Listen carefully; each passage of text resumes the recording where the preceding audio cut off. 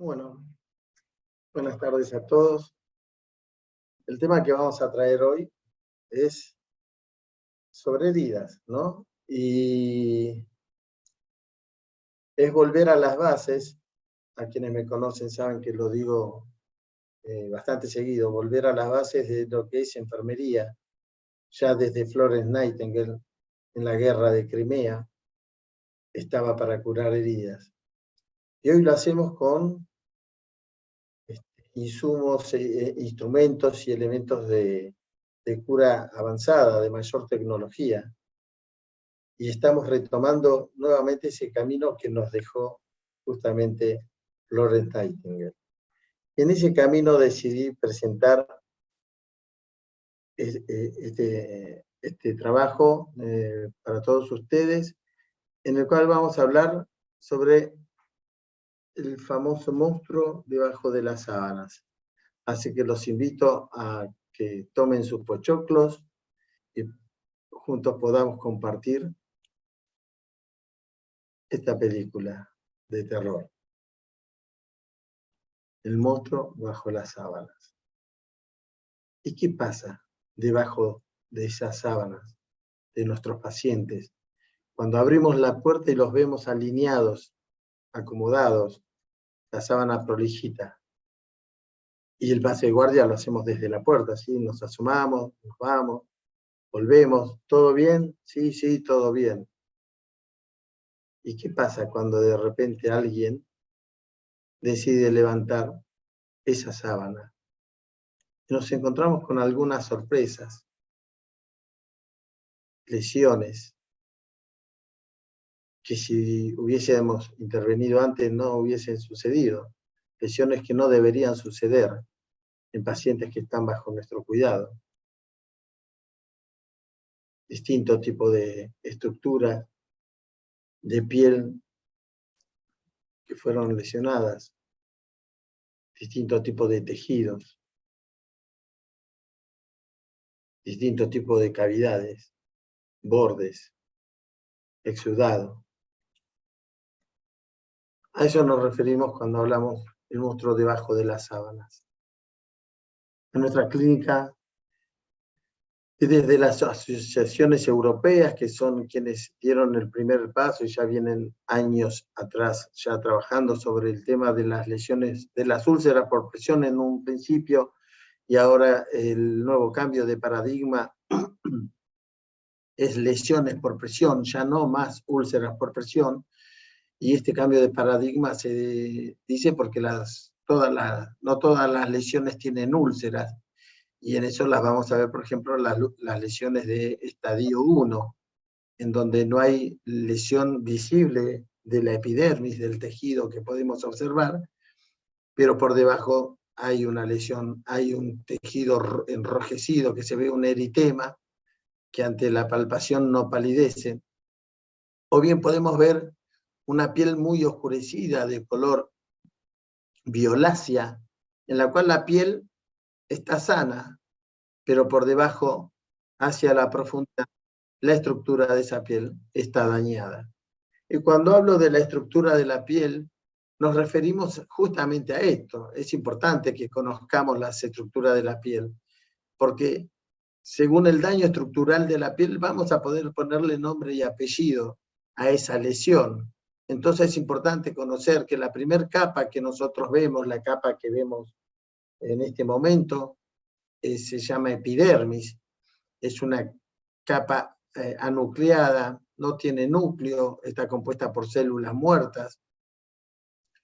Por debajo encontramos la capa media, la dermis. Esta capa es vascular, a diferencia de la epidermis, que la epidermis no es vascular. La dermis sí tiene vasculatura propia y de manera indirecta va a nutrir a la epidermis. Y por debajo la capa esponjosa es la hipodermis. Todas cumplen una función determinada. La primera capa cumple la capa de protectora, ¿sí? La que nos aísla del exterior. Después tenemos la segunda capa, que es la dermis, que es una capa viva anexa de la piel, que tiene anexo de la piel como ya dijimos, acá vemos diferentes glándulas sebáceas, la glándula sudorípara, los vasos capilares, y la última capa que es la hipodermis, que es una capa esponjosa, una capa de deslizamiento. En cuanto a conceptos, las asociaciones europeas en este cambio de paradigmas mencionan que las úlceras por presión ya son como una lesión localizada en la piel o el tejido subyacente, ¿sí? Por lo general sobre una prominencia ósea, como resultado de la presión. Esto incluye presión en combinación con la cizalla. Y fíjense, la piel constituye la envoltura elástica, impermeable y protectora que defiende al organismo de los elementos externos. Y acá tenemos, por ejemplo, en este gráfico, más o menos para que podamos entender, estas vendrían a ser el castillo, las diferentes capas protectoras que impiden que los agentes patógenos ingresen al organismo, ¿sí? Esa es la función principal de la piel, que nos aísla el interior del exterior, justamente de la invasión de esos gérmenes patógenos. Tener en cuenta que la superficie de la piel mide 2 metros cuadrados, aproximadamente pesa 4 kilos. Son 3 capas bien diferenciadas, como ya las vimos, la epidermis, la dermis y la hipodermis. Importante entender acá las funciones de la piel, ¿no? Nos protege del frío y del calor, previene de impactos mecánicos, los golpes, ¿no? Protege de daños químicos. Obviamente esta protección no es permanente, pero en lo inmediato nos protege de este daño químico, pero si esta piel está sometida por un tiempo prolongado, seguramente se va a dañar la estructura de la piel. Nos previene también de la penetración de los microorganismos. La piel tiene un medio ácido, y ese medio ácido, que es el pH ácido, es lo que nos protege de estos microorganismos que tienen un pH alcalino. Por eso es importante también qué jabón vamos a utilizar para poder cuidar esa piel, sobre todo en las personas mayores de edad, ¿no? En los adultos mayores. No quiero decir abuelitos. Y también permite la reabsorción de algunas sustancias específicas, ¿sí? Por ejemplo, algunos tópicos que necesita, por ejemplo, analgésicos, que nos protege la piel y que permite la absorción de ellos, pero son específicos. Y también es la parte sensitiva de la piel donde vamos a sentir la vibración, la sensación táctil, y desde lo cosmético social es lo que nos diferencia del otro, ¿no? A través de los anillos, los piercing, los tatuajes. Y acá tenemos la epidermis, cuyas funciones son protectoras, a través de los melanocitos que dan el color a la piel, inmunológica a través de la célula de Langerhans, y metabólica a través de la síntesis de vitamina D. Vitamina D que es muy importante para el organismo, ya que tiene muchas funciones la vitamina D. Como dijimos, la principal capa, que es la que vemos nosotros, es la capa córnea, y es la que forma la principal barrera cutánea, y está formada por células muertas. Acá vemos esta capa córnea formada por queratinocitos que perdieron su núcleo. Estos queratinocitos se van formando desde la base de unión entre la epidermis y la dermis. Ahí es cuando se produce la mitosis de estos queratinocitos y se van dividiendo y formando distintas capas dentro de esa epidermis, en donde de manera progresiva ese núcleo de ese queratinocito se va a ir aplanando hasta perderlo y formar lo que sería la capa córnea o barrera cutánea. Nos aísla del exterior, nos impermeabiliza también al exterior, inhibe funcionalmente el ingreso de bacterias y hongos, y esto, como ya mencionamos, gracias al pH ácido que tiene la piel, es barrera contra estos agentes irritativos externos, ¿sí? Y evita que perdamos justamente los líquidos. Por eso afecta de manera grave a los quemados cuando tienen gran proporción de su estructura dañada de piel por haberse quemado, y ahí es importante entender y evitar esta pérdida de líquido, y por eso lo principal en un paciente quemado es hidratarlo. En cuanto a las funciones, ya dijimos, protectora, nutrición de la epidermis de manera indirecta, porque la de epidermis es avascular, termorreguladora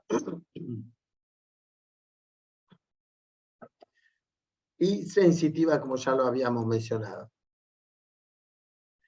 La hipodermis es la capa más profunda que está encargada de almacenar los lípidos y que van a aportar energía al resto del organismo, y también como función de aislante térmico. Acá vemos, como dijimos ya, la hipodermis como la parte más profunda de la piel, está formada por tejido conjuntivo adiposo y nos aísla del calor, y también otra función es de amortiguación. Las condiciones de la piel que afectan según la edad, fíjense, no es lo mismo la piel de un neonato, en donde su piel funcionalmente es inmadura, hay una cohesión disminuida entre la epidermis y la dermis. Quienes ya me conocen saben que a veces escribo las palabras torcidas. Es muy frágil a los traumas y hay pérdida elevada de agua. Por eso es importante protegerlos de esa pérdida elevada de agua. Hay inestabilidad dérmica y su pH en la piel, siempre refiriéndonos a la piel, es alcalina. Por lo tanto, hay un retardo en esta formación de este manto ácido. A diferencia del adulto mayor, en donde aquí ya hay deterioro, pero justamente por las características de la piel, por el envejecimiento en sí.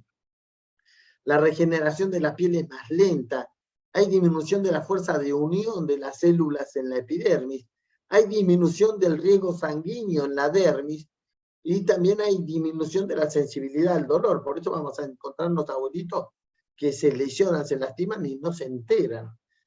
Y qué decirles de aquellos pacientes que encima tienen diabetes y tienen una disminución del flujo sanguíneo, y que también sufren de su neuropatía diabética. Hay adelgazamiento de todas las capas de la piel y fragilidad de los vasos sanguíneos. Y fíjense en este dato. ¿Por qué salen las arrugas?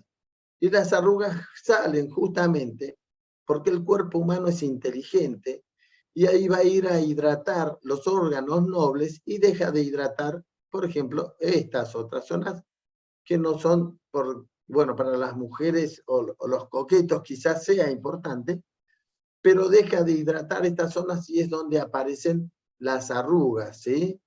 Las patas de gallo. Esto es un indicador del envejecimiento de la piel,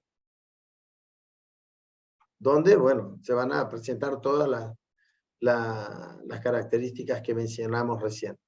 Como dijimos, la barrera cutánea tiene función de barrera, nos aísla del exterior, actúa contra los microorganismos externos. Y acá vemos una imagen de esta barrera cutánea, ¿no? El estrato córneo por encima y por debajo la epidermis. Fíjense en esta forma de las células con núcleo, acá no perdieron su núcleo estos queratinocitos, en forma de ladrillo, bien conformada, y en la medida que van subiendo hacia la epidermis, fíjense en cómo se van aplanando las células, los núcleos, hasta llegar al estrato córneo, donde ya no tiene núcleo y está formado por células muertas. Y la barrera cutánea tiene diferentes condiciones que van a ser afectadas, entre ellas a través de enfermedades metabólicas como la diabetes, el hipotiroidismo, la desnutrición, fármacos corticoides, cambios del microambiente, por ejemplo, las dermatitis asociadas a la incontinencia, Y tengan este concepto bien claro. No existe la dermatitis de pañal. Está mal dicho dermatitis de pañal. Son dermatitis asociadas a la incontinencia, tanto fecal o urinaria o mixta, puede ser por las dos. También por situaciones de estrés, esa barrera cutánea se va a ver afectada, enfermedades oncológicas, enfermedades propias de la piel, presencia de edema y trauma. Entendemos que a lo largo de la evolución se van a ir perdiendo estas barreras cutáneas a través de las escamas, los pelos, y físicamente se ubican en la epidermis, en el último estrato, justamente en la capa córnea, donde se encuentran los corneocitos. ¿Qué son los corneocitos? Los queratinocitos que perdieron su núcleo. Ya no son más queratinocitos, ya reciben el nombre de corneocitos. ¿Por qué? Porque perdieron su núcleo. Vieron que ahí escribí mal también. Estas son las lesiones que vimos cuando empezamos la charla, las diferentes lesiones que nos podemos encontrar, pero es importante entender, fíjense en la evolución de esta lesión. Así empezó, no se intervino a tiempo, fíjense en cómo termina cuando no se interviene. Y esto, fíjense, terminó siendo un exudado purulento, ¿sí?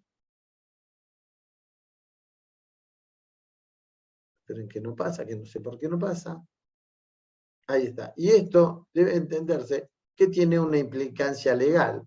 Hay responsabilidad legal, hay responsabilidad civil penal por iatrogenia, mala praxis, impericia, negligencia, imprudencia, delito culposo y delito doloso. No le voy a dar clases de legales, que para eso lo tenemos a nuestro licenciado profesor Alfredo Garrot, con su diplomatura, y entender que todo esto podemos caer si algún familiar en algún momento plantea una demanda, los fiscales van a buscar asociar los daños con alguna actitud negligente de parte del enfermero. Entonces, uno se pregunta si las lesiones se pueden prevenir en un 95% y hasta otra bibliografía habla de un 98%. ¿Qué pasó? ¿Falló la prevención adecuada? ¿No hubo pautas profilácticas adecuadas también? ¿O falta de material?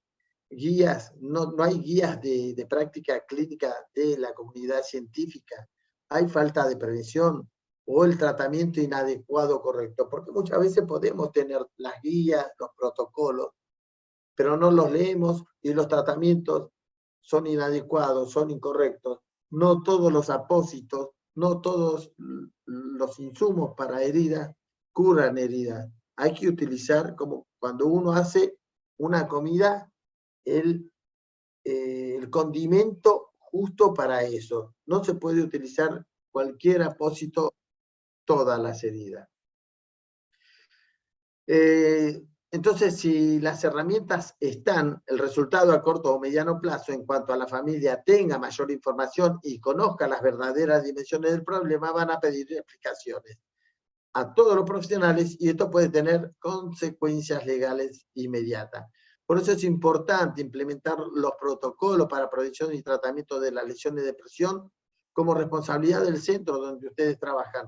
Responsabilidad también por falta de material adecuado para la prevención y tratamiento de las lesiones por presión, consentimiento informado antes de la aplicación de una técnica, cuando vamos a aplicar una técnica, o también tomar una foto.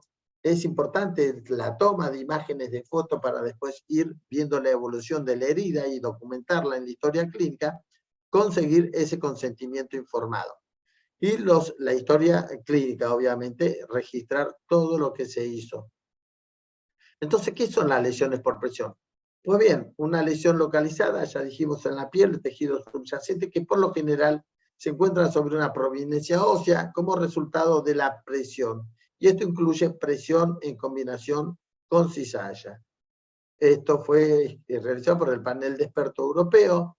Acá vemos la representación de la presión en ángulo recto, fíjense, esta piel seguramente va a estar sobre una prominencia, sobre una superficie fija, y tener en cuenta este dato, la presión normal de los capilares oscila entre 16 y 32 milímetros de mercurio. Y fíjense en esto, esta es la representación del cizallamiento, ¿sí? Cuando la piel está, o el cuerpo está en una situación fija, pero la dirección de arrastre, que puede ser esto en los pacientes que están en la cama, van en dirección contrapuesta. Y esto en una piel debilitada por todas las características que vimos del adulto mayor, va a dañar, va a terminar dañando. Por eso es importante esta institución de programa. Y fíjense en este dato, la sociedad japonesa se instituyó unos programas de prevención de úlceras por presión, se invitó a adquirir esta superficie para pacientes de alto riesgo y también se instó para la formación de equipos con un incentivo económico, ¿sí? Bueno, los resultados fueron negativos. Por más que haya incentivo económico, los resultados fueron negativos a esta propuesta. Ya en el año 2002 empezaron a penalizarlo con $1 por cada día con paciente internado por lesiones por presión. Y de esta manera sí lograron instituir el programa. Miren ustedes, no querían pagar. Y resulta que tuvieron buenos resultados. Si bien el porcentaje no es mayor, no es significativo, lograron disminuir estos prevalencias de lesiones por presión. Pero fueron más allá. Hacia el año 2006 ya empezaron a hablar de enfermeras especialistas en heridas y de esta manera pudieron disminuir los costos. Se modifica entonces el programa pagando $60 a los hospitales o instituciones que contrataran enfermeras certificadas en heridas. Así que hagan el curso nuestro, así que van a salir certificadas en heridas para poder lograr $60, bueno, pesos argentinos. Entonces, es importante establecer en cada lugar donde trabajamos un equipo centinela. Como nuestra institución, nuestro equipo centinela fue armado a través de un grupo de WhatsApp, como se arma hoy. De esta manera podemos estar compartiendo las heridas de todos los pacientes y también compartiendo el tratamiento y evitar los desvíos en el tratamiento, que es muy habitual en todos los pacientes que presentan heridas. Lo dejamos con un tratamiento y cuando venimos le hicieron otra cosa totalmente distinta a la que habíamos realizado. De esta manera se evitó este desvío. Entonces, ahora cuando hablamos de presión, a la presión la vamos a definir como la carga aplicada, como vimos en el gráfico, en ángulo recto. ¿Se acuerdan que les mencioné la presión normal de los capilares varía entre 16 y 32 milímetros de mercurio? Y este dato, un paciente que soporta 70 milímetros de mercurio durante 1 hora va a sufrir necrosis. Por eso es importante rotar a los pacientes.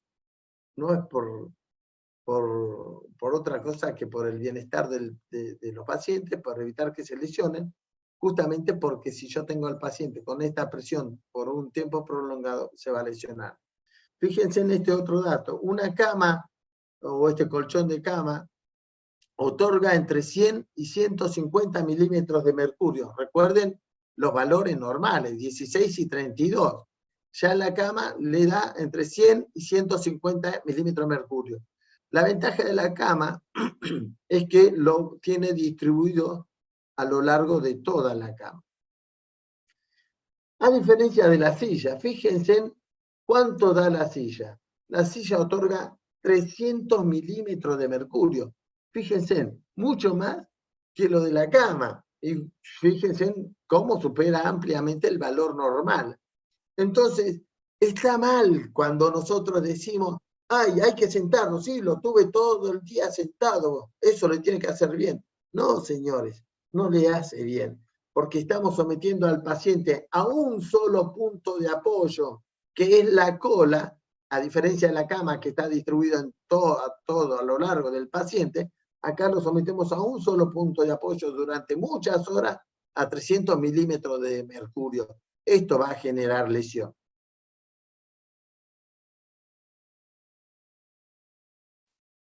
En este panel de expertos en el año 1992, habla sobre los principales componentes para intervenir de forma temprana y en ello menciona identificar a estos pacientes con riesgo a lesionarse, protección y fomento de la integridad de la piel, también protegerlos contra estas fuerzas de presión, fricción y cizalla, y la reducción de la incidencia de úlceras por presión mediante programas, protocolos. Es importante los protocolos para poder trabajar en las instituciones de ustedes para ya empezar a prevenir, porque es más caro curar que prevenir.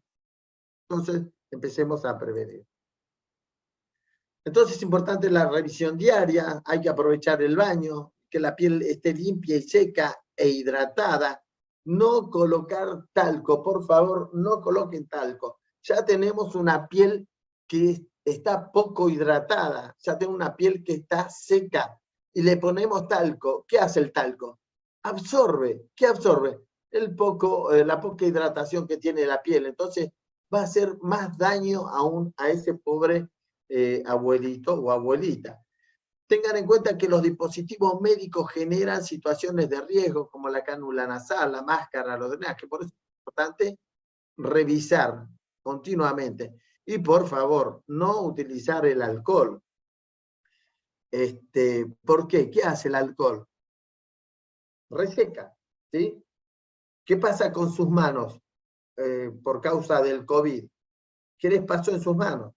Se les resecó, porque se les perdió la capa esa lipídica que tenían, esa elasticidad perdieron con el uso de alcohol. ¿Hay que utilizar alcohol para las manos? Sí, pero de forma adecuada, no en exceso. Todo en exceso daña. Entre ellos el alcohol que utilizamos para lavarnos las manos. Utilicemos agua y jabón y no tanto alcohol porque se van a terminar dañando la piel. Y tener en cuenta que nuestra piel, como ya mencionamos, tiene un pH ácido. Por eso es importante los jabones que vamos a utilizar. A ver, vuelvo con los jabones. Es importante los jabones, sobre todo en los pacientes adultos mayores, que ya tienen la piel dañada. No compren esos famosos jabones de glicerina, neutro, que le dicen todo. Le compré un jabón neutro, uno de glicerina, el mejor. No, lo estoy bañando con pan de jabón. Esos jabones tienen pH alcalino. El mismo pH que los gérmenes patógenos. Entonces, ¿qué le estoy haciendo? Un colchoncito para que los gérmenes patógenos, bacterias, hongos, descansen hasta que esa piel se lastime y puedan ingresar. Entonces, tenemos que buscar un jabón que esté con un pH más aproximado al de la piel, nuestra piel ácida. Y tengo que decir que no hay conflicto de intereses, pero es importante mencionar este tipo de jabón, como el jabón DAV, hay otro, creo que es Nivea, que son jabones cremosos y que tienen un pH más aproximado al de la piel. Por eso es importante elegir el jabón que vamos a utilizar. Y también otros elementos para el manejo de las distintas fuerzas de presión son la movilización, los cambios posturales, la utilización de superficies especiales para el manejo de presión, la protección local. Y bueno, la inmovilidad, la respuesta inflamatoria sistémica, el estado nutricional deficiente, la administración de agentes farmacológicos, todos estos van a intervenir o van a contribuir en potenciar la debilidad neuromuscular. Por eso es importante la actividad física en estos tipos de pacientes, sobre todo cuando hablamos de los pacientes encamados, los pacientes que están en la terapia, ya que disminuye su capacidad funcional en cuanto a lo que es el sistema musculoesquelético y cardiovascular. Fíjense en este dato, la fuerza muscular esquelética disminuye entre un 1 a un 1,5% luego de cada día de reposo estricto en cama. Entender la pérdida de fuerza mayor también en los músculos de los miembros inferiores. Vuelvo a repetir acá, que hay pérdida de fuerza mayor en los músculos del miembro inferior más que en la mano. Por eso es importante establecer un plan de ejercicio para esos músculos. Ya hablamos sobre la movilización y afectación ósea sobre estos pacientes encamados. Por lo tanto, en los últimos años se promueve lo que es la movilización precoz. 2.5 millones de personas en Estados Unidos desarrollan lesiones por presión. Fíjense en este dato, del 0 al 18 en cuidados intensivos, del 2,3% al 20% en cuidados prolongados. Y fíjense en cómo aumenta en asistencia domiciliaria. ¿Y esto por qué?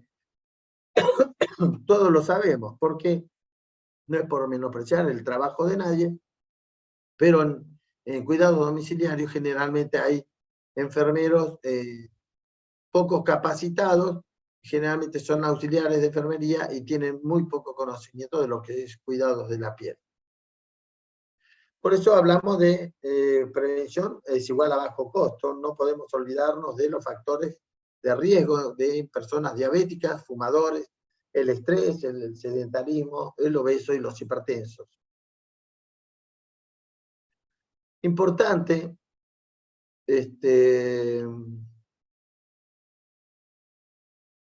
la no realización de los cambios posturales puede conducir al desarrollo de lesiones. Por más que el paciente tenga una superficie especial para el manejo de apoyo y no lo roto, se va a lesionar. Fíjense, la almohadilla adecuada en una superficie de apoyo que está expuesto a una presión baja no lo va a eximir de que se lesione. Por lo tanto, se deben priorizar los cambios posturales cada 2 horas como regla de oro, y esto, acá está la bibliografía de donde tomé el dato. Las superficies son dispositivos especiales que permiten la redistribución de la presión para el manejo de las cargas tisulares, como son la fricción, la cizalla y también el microclima. Abarca total o parcialmente el cuerpo del paciente y son esas almohadillas, triángulos que se colocan para posicionar al paciente, que se colocan bajo la zona maleolar para elevar las piernas. Esto va a producir reducción o alivio tisular, aumento de la superficie de apoyo. Va a mejorar lo que es la evaporación de la humedad, lo que formaría un microclima que no se aconseja en esta piel del adulto mayor. Siempre hablamos de costo-beneficio. Y bueno, es importante disminuir o eliminar los niveles de presión, eliminar y evitar justamente la anoxia y la isquemia tisular, y se pueden utilizar taloneras, protectores occipitales, como hidrocelulares, hidrocoloides. Hay muchos insumos que se pueden utilizar. Esto lo saqué del consenso de PRICUP. Todos ustedes pueden googlear, en cualquier momento googleen PRICUP, y pueden bajarse el consenso que fue realizado por la Asociación Interdisciplinaria de Heridas Argentina, AIH, y ahí van a tener la mayoría de los temas que estamos hablando hoy. Y bueno, hay diferentes tipos de superficies especiales para manejo de apoyo. Las estáticas, las dinámicas, y que van a variar según el tipo de paciente con el que nos encontremos. Hermosos sillones. No los tenemos a todos, pero bueno, sepan que existen. Y el dato más importante, los rodetes. Esto generan lesiones anulares, isquémicas por compresión en anillo. Y esto va a estar relacionado a la mala redistribución del peso y el efecto de vacío que hay en el centro. Lo que voy a hacer es marcar dónde quiero que se lesione. Por lo tanto, las donas o estos anillos de cualquier material están totalmente prohibidos por todos los consensos del mundo. No es que lo dice Hernán Lascano, que vino de Tucumán, dijo no más anillo, no, de ninguna manera. Y acá está el PRICUP, donde están las bases para la implementación de un programa de prevención y diagnóstico, y que fue avalado por la Academia Nacional de Medicina, ¿sí? Y que fue realizado por la IAH. En ese mismo consenso figura este reloj, que habla sobre la importancia de los cambios posturales, Hernán, justamente me parece que no está pasando la diapo. a mí me está pasando. Bueno, yo no la estoy viendo. ¿Euge? Euge. A mí me quedó en almohadilla almohadilla. adecuada. A ver, salgo y vuelvo a entrar. Salí y vuelve a entrar, por Y a favor. ver si Sí. se arregla el PowerPoint. Acá Ya era está. los Ya están participantes. entusiasmados. ¿Ahora? Ahora sí. Ahora sí, perfecto. Bueno, este es el reloj del que le hablaba, que está en ese consenso de PRICUP, para rotación de los pacientes. Esto es importante que lo tengan y que lo vayan instalando. Hablen con su supervisor, hablen con su director médico, con alguien que los escuche, alguien de infecto, que les dé una mano de calidad para poder realizar los relojes como primer medida para prevenir y rotar a los pacientes. Es importante evitar colocar al paciente sobre dispositivos médicos como las ondas, tubos de drenaje, registrar los cambios posturales, rotar cada 2 horas en pacientes de riesgo moderado o alto y rotar cada 4 horas en pacientes de bajo riesgo. Y acá vemos estos trabajadores, ¿no? ¿Qué pasa cuando la prevención falla y las estructuras se rompen? El cuerpo humano, como ya dije, es inteligente. Inmediatamente tenemos células que empiezan a trabajar para poder reconstruir esa estructura de tejido que fue dañado.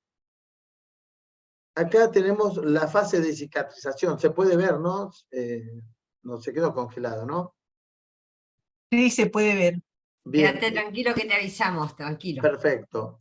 Acá vemos, está dividida en 3 fases, desde el momento que se produce la lesión, la hemostasia y la inflamación, estamos en una primera etapa inflamatoria, que se complementa con una segunda etapa, que es de proliferación, donde ya empiezan a trabajar las células para recuperar a través de la granulación del tejido y la epitelización para poder recuperar el tejido que se dañó y que a su vez se enlaza con la remodelación. Y esto va a llevar días, ¿sí?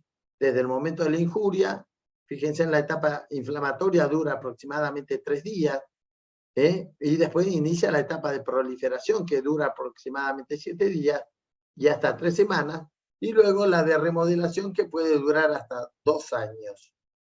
La fuerza tensil que vemos acá abajo nunca se recupera en un 100%, pero fíjense en que intervienen numerosos células en la recuperación de este tejido, macrófagos, que son en la parte que intervienen en la parte inflamatoria, macrófagos, neutrófilos. Cuando esta etapa inflamatoria se prolonga por más de los días que corresponde, fíjense que una herida que ya no curó antes de los 21 días o 21 días y se pasa de los 21 días, vamos a estar hablando de una herida crónica.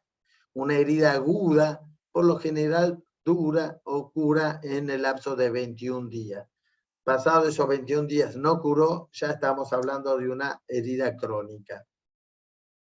Hablamos de la fase de cicatrización, donde intervienen en la etapa o fase inflamatoria los neutrófilos o macrófagos. En la fase de proliferación, en la segunda etapa, intervienen los fibroblastos, y en la tercera etapa, que es la etapa de epitelización, los queratinocitos, de los cuales ya estuvimos hablando. Es importante en esta etapa la regeneración ística, la extensión, entender la extensión del daño, y todo esto van a ser obstáculos también para que se recupere. Ver si la presencia de edema, hemorragia, si hay pobre suministro vascular, separación de los bordes. Cuanto los bordes están más separados, más tiempo va a tardar en cicatrizar. Signos de atrofia. La utilización de corticoides también es un obstáculo para que esas heridas cicatricen. La presencia de infección, la presencia de humedad, importante el estado nutricional y salud del paciente.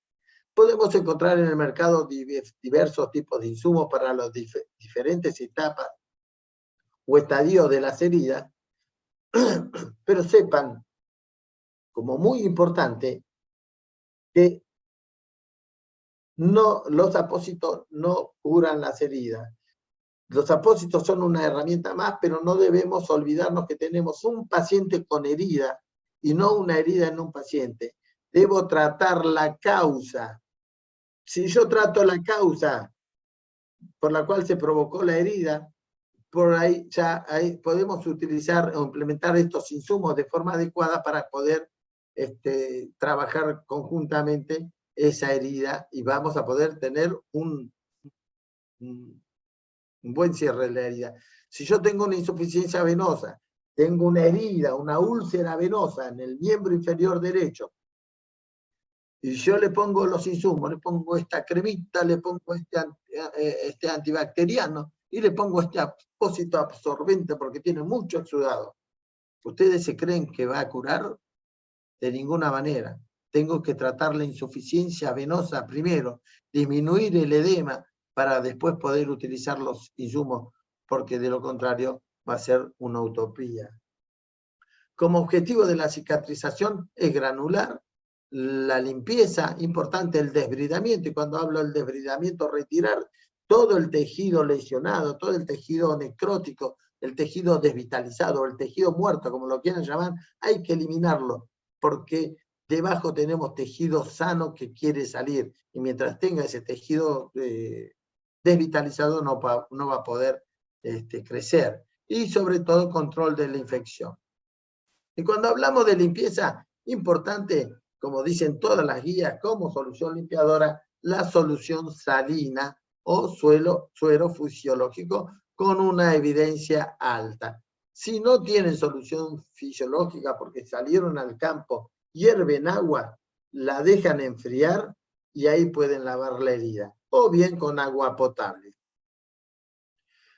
Y esto es importante que lo graben. Si hoy fui a ver una paciente que tuvo una lesión antes de venir acá, se cayó de la moto, tuvo lesiones en las piernas y le dije, ¿qué te dieron para curar? ¿Y sabe qué le dieron? Antisépticos los comunes, agua oxigenada y Pervinox. Y yo ya les voy diciendo que los antisépticos no deben utilizarse de forma rutinaria en la limpieza de heridas crónicas, ya que esto puede lesionar tejidos sanos. ¿Y sabe qué hacen también los antisépticos? Son citotóxicos. En los bordes de la herida, como ya mencionamos, tenemos los fibroblastos, tenemos los queratinocitos que están ávidos de poder trabajar para poder lograr recuperar ese tejido que se perdió. Los antisépticos inhiben a esta célula, la inhiben, entonces no pueden trabajar en recuperar. Por eso no utilizar Pervinox ni agua oxigenada en las heridas porque le hacemos mal. Lo que hacemos es retrasar el proceso de cicatrización. Y cuando hablamos de antisépticos también hablamos de clorhexidina, agua oxigenada, Pervinox o iodopovidona. Entender que sí lo podemos utilizar en actos quirúrgicos. Todos ellos perjudican a los granulocitos. Sí deben usarse en forma puntual antes de un desbridamiento cortante, un acto quirúrgico, ¿sí? Pero siempre luego lavar con solución salina o fisiológica. Y acá también dice que sí deben usarse los antisépticos en escaras necróticas de úlceras arteriales hasta que se valore el flujo sanguíneo. Nunca desbridar una lesión o una escara talar, por ejemplo, necrótica, si antes no nos cercioramos que tenga buena vasculatura, porque podemos hacer el fenómeno patelar un desastre. Bueno, ya dijimos, lavar con solución salina, no aplicar antisépticos en los bordes de la herida porque están los fibroblastos. Y bueno, hay muchos que utilizan Platzul en crema. La verdad que yo soy anti-Platzul, cada uno con su librito, pero la evidencia que pude obtener, por ejemplo, acá habla que es probable que los apósitos y las cremas que contienen plata no previenen la infección. O sea, ¿para qué lo ponemos? Si no proviene, no previene. Está hecha una revisión de 2066 pacientes y hablamos de la sulfadiazina de plata. ¿Qué es esta? El famoso Platzul. Y que todo lo ponemos. Y que es bueno, ¿saben por qué? Porque también tiene lidocaína. ¿Y la lidocaína qué le da? Placer al paciente porque no tiene dolor. Error grave. Sobre todo, generalmente yo uso Plazul en pacientes que se presentan con quemaduras, pero trato de no usarla por más de 10 o 12 días. Y hay gente que la utiliza el Plazul por meses, meses y meses. Fíjense que acá la sulfadiazina de plata para tratamiento de quemaduras de espesor parcial y úlcera, estadio por estas y venoso, esto son las úlceras venosas de miembro inferior. Dice que no hay evidencia suficiente para apoyar o refutar el uso rutinario en pacientes ambulatorios con quemaduras de espesor parcial o úlceras por dermatitis por éstasis para disminuir la mortalidad. O sea, se usa, pero no hay evidencia que justifique el uso. ¿Y qué hacemos entonces? Bueno, es importante identificar a las personas con riesgo, proteger la piel de la fricción, la cizalla.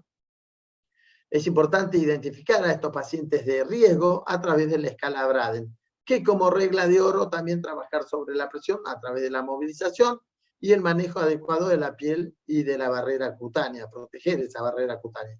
Revisión diaria y sistemática durante el baño, esto ya lo vimos. Fíjense en el riesgo de lesiones por presión en pacientes se determina combinando los criterios clínicos y el uso de una herramienta de validez y fiabilidad demostrada como fue la escala de Braden. En la historia hubo muchas escalas de prevalencia que se realizaron, la de mayor sensibilidad, la escala de Norton y la escala de Braden, pero la escala de Braden presentó mayor sensibilidad, por eso es la que más se utiliza. Es importante valorar la situación de salud, la posibilidad de curación de esas lesiones, las expectativas de vida, los problemas y beneficios para el paciente. Expectativas de vida porque si yo tengo un paciente paliativo y tiene una lesión sacra, ¿lo voy a mandar a toalete quirúrgico? De ninguna manera. ¿Sí? Y bueno, entender la estructura de la piel es poder después poner nombre y apellido, poder decir si es de estadio 1, estadio 2, estadio 3 o estadio 4. Y eso tiene que ver con la estructura de la piel que está dañada. Y acá está la primera. ¿Se acuerdan cuando dije que no era más UPP, sino LPP? Porque no hay lesión evidente. No se rompió la epidermis acá. Hay una eritema que cuando uno apoya no palidece, que por lo general ustedes se tocan el dedo, la yema, sueltan y está pálido y vuelve a recuperar con segundos, pero acá no, directamente no palidece, es un estadio 1. Acá ya tenemos daño de la piel, estadio 2. El daño es más estructural, ya afecta a epidermis y dermis. Y acá en estadio 4 ya afecta mayor estructura como músculos e inclusive puede haber exposición ósea. Y después tenemos la no estadiable, que esto, chicos, esto es escara o estadio 0. Pero a esto vamos a llamar a escara. Esto no es escara, esto no es escara, esto no es escara. Son lesiones por presión. Esto, solamente esto, es escara. Bueno, hablamos de paciente pronado, que lo voy a pasar. Importante, mantener el equilibrio de la humedad. No quiero una herida que tenga mucha humedad ni que esté seco. Quiero un equilibrio, porque ese exudado equilibrado es muy bueno para la restitución del tejido, porque en ese exudado también van desplazándose las diferentes células que van a trabajar para la reconstrucción de la piel. Y van a acelerar lo que es los mecanismos de epitelización, ya dijimos que aísla la herida del exterior y permite ese contacto con el exudado que es bactericida y rico en factores. Lo que no debemos permitir que ese exudado sea en abundancia. ¿Sí? Entonces nosotros peleamos por la cura avanzada. ¿Sí? Y hablamos de esto, que es el acrónimo TIME, que habla del tejido, inflamación, infección, la humedad y los bordes. Tratamiento local de las heridas. Y cuando hablamos acá de la valoración integral de las heridas, cuando estoy con las heridas, ¿qué voy a hacer? Rutinariamente voy a ver el tejido, voy a valorar qué tipo de tejido hay en el lecho de la herida. Voy a valorar después la I, hay valoración de carga bacteriana, hay signos de infección, hay signos de inflamación, está rojo, está indurado. Eso es lo que vamos a ver. La M tiene que ver con el exudado. Mesure, que es en siglas en inglés, si tiene mucho exudado, poco exudado o no tiene exudado. Y por último la E, donde vamos a valorar el borde de la herida y todo lo que es la perilesión, la piel circundante a la lesión. Porque muchas veces si no trabajamos sobre ella, la herida termina agrandándose. Y esto es la estrategia TIME, con dos enfoques, como dijimos, la T de tejido, infección y ¿cómo es? Inflamación, measure la humedad y los bordes. Y se le agregó Lipper ya en el 2012 una visión más holística en donde incluye la T de tratamiento con el mismo acrónimo, TIME, la T de tratamiento, la I de implementación, la M de monitorización. Estamos haciendo bien, vamos a monitorear para ver que está el tratamiento y que la curación va en buen cauce y evaluarlo, la evaluación final. El acrónimo TIME nos sirve para dar una estructura a la preparación del lecho de la herida, es una herramienta evolutiva, como ya dijimos y mencionamos, los diferentes tejidos y diferentes formas de desbridar estos tejidos. Podemos utilizar el autolítico, ¿sí? Como un hidrogel, podemos usar un enzimático que es un poco más agresivo, como la colagenasa, podemos utilizar el otro que es conocido, que es el quirúrgico, que es doloroso, es sangrante, o el biológico a través de larvas de gusano. No son larvas de mosca, perdón, no son cualquier mosca, son moscas de laboratorio especiales, que acá en Argentina no están, pero sí creo que en México trabajan con ese tipo de tejido. Y esto que ven acá es un efacelo que saquea a un paciente. Es importante cuando hay este tipo de tejido, retirarlo para que pueda, ¿se acuerdan que le dije desbridar? Para que abajo el tejido sano pueda crecer, porque todo esto impide, esto está lleno de bacterias que impiden que el tejido crezca. Esta es la parte que está pegada al lecho de la herida, esta es la parte que vemos desde afuera, fíjense. Es importante medir ancho y largo, diámetro y profundidad, para después también documentarlo. La infección e inflamación, síntomas y signos de inflamación, mucho exudado, material purulento. Tener en cuenta que todas las heridas están contaminadas con microorganismos, el 60% de las heridas crónicas tienen biofilm, y acá vemos esto, lo que vamos a ver es la coloración, el nivel de exudado, si hay dolor, fíjense en este tipo, esta es una lesión del miembro inferior de una úlcera venosa que fui trabajando y me costó bastante. Fíjense en diferentes ángulos, cómo fui protegiendo la piel perilesional, que también debemos protegerla, porque esta herida empieza una cosa de este diámetro y se va agrandando cuando no protegemos estos bordes, porque el líquido ese exudado va a seguir dañando. Entender siempre la etiología de la lesión para poder trabajar. Fíjense en lo que pude lograr con esta pierna de esta paciente. Todas las imágenes de todas las heridas de esta presentación son casos míos. No hay nada sacado de otro lado. Y la humedad, ¿sí? No quiero una herida muy húmeda. Fíjense en lo que hace la humedad. Agranda la herida, agranda la herida. Y miren estos bordes blanquecinos, macerados se llama esto. Macerado, fíjense en el lago que hay acá de ese exudado. Es como cuando ustedes ponen la mano en un tacho con agua y lo dejan, o los pies, lo dejan un buen tiempo, cuando lo sacan lo van a encontrar bien blanquecino, arrugado, sobrehidratado. Eso es esto. Piel sobrehidratada que después se va a terminar lesionando y agrandando la piel. Y hay distintos tipos de exudados, puede ser ceroso, turbio, purulento.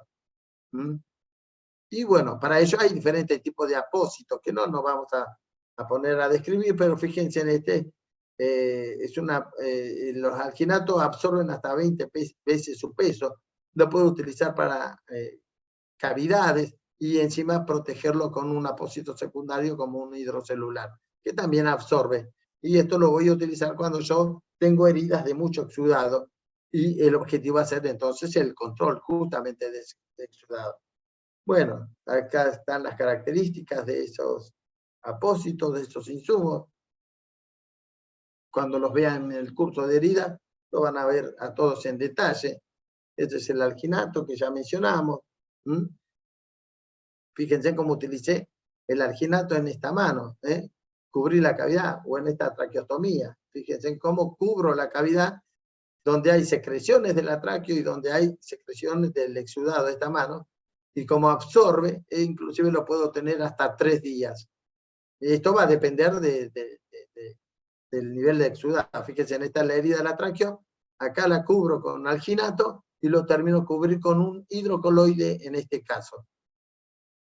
También la utilización de presión negativa para el control de ese exudado, ¿sí? Y también saber cuándo retirar esa presión negativa, porque puede terminar pasando lo que pasó en esta lesión de al lado. Cuando se corrige, la lesión o la herida va remitiendo de manera óptima.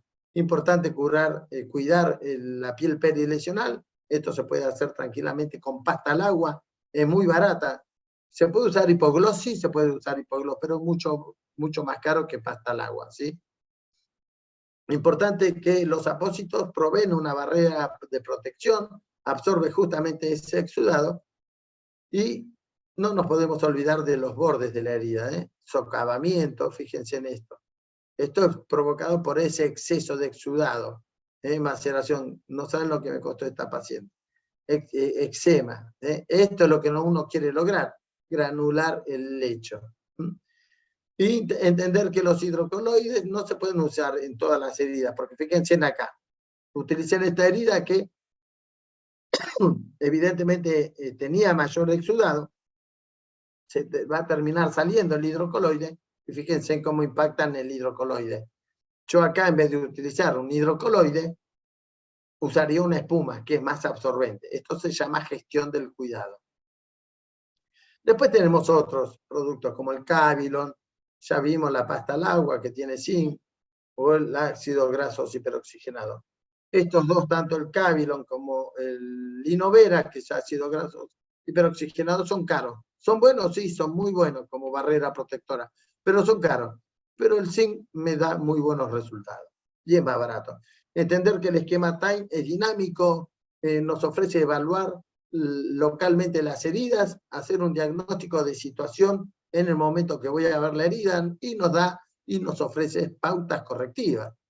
Siempre tener en cuenta que solo el tiempo cura las heridas, y aquí les presento casos del antes y el después, en este caso una lesión sacra, la traqueostomía que estuvimos viendo, el antes y el después. Repito, todos pacientes míos. Este era un injerto que se estaba perdiendo, llegó a mí a través del boca a boca y lo pudimos salvar a ese injerto. Fíjense en esta lesión occipital que está dentro de las primeras diapositivas, úlceras de miembros inferiores, la lesión talar.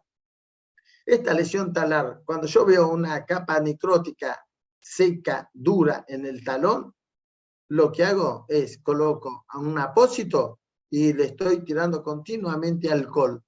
Esta capa se va a ir momificando, se momifica y termina saliendo sola, porque por debajo va a ir creciendo el tejido sano y terminamos encontrándonos después con este resultado. Esta es una lesión en un muslo, esta es la lesión en la mano, ¿se acuerda que le mostré que la rellené con alginato? Bueno.